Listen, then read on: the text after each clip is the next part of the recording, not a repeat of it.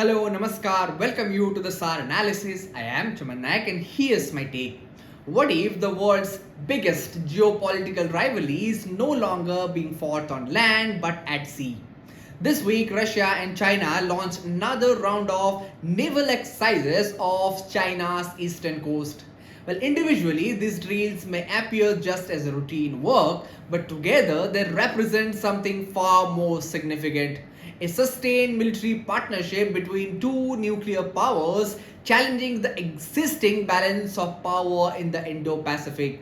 Here's what data speaks about, and here's what it stands out. The exercise, named Joint Sea 2026, brings together destroyers, a frigate submarine, a supply vessel, rescue ship, and an integrated air defense operations. Well, after the drills, both the navals will continue a joint maritime patrol in the Indo-Pacific Ocean, extending the cooperation beyond the military exercises.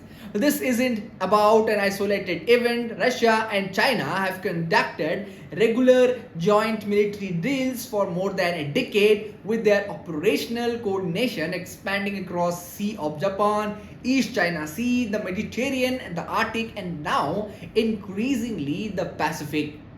The evident reality is this, that this exercise are no longer just about military training alone. They're about building the interoperability, the strategic trust, and the political signaling. China gains an experienced strategic partners while facing increasing pressure in the Indo-Pacific, same as Russia demonstrate that despite the Western sanction and Ukraine conflict, it still remains influential security partnership in Asia. Together, they are projecting a message that a global security is becoming increasingly multipolar. Now the question arises, why is this important? Because the maritime power shapes the global power, and nearly 90% of the trade moves by sea. And the Indo-Pacific has become world's most strategic valuable maritime region. A closer Russia-China naval partnership forces countries such as United States, Japan, Australia, South Korea, and NATO partners to rethink naval deployments, alliance coordinations, and deterrence strategies. More importantly, this repeated joint operation gradually improves the command coordination, logistic intelligence sharing, and crisis response. Well, the military partnership is rarely built overnight. They are developed through exercises exactly like this. And they are developed.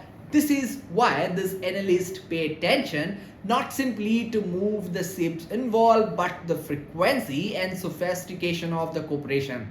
Now, here's my take. The real story isn't whether naval drills triggers an immediate crisis. The real story is how they reflect a long-term geopolitical alignment between Beijing and Moscow as one of the built through strategic interest rather than formal alliance logistic.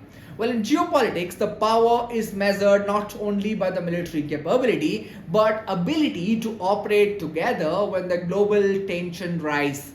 And every joint exercise makes that coordination a little stronger.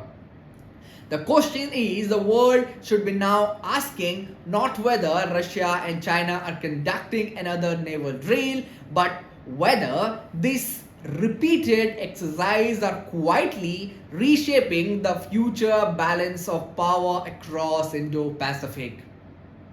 That's all from today's analysis. I will be back with another episode. Till then, thank you for watching this.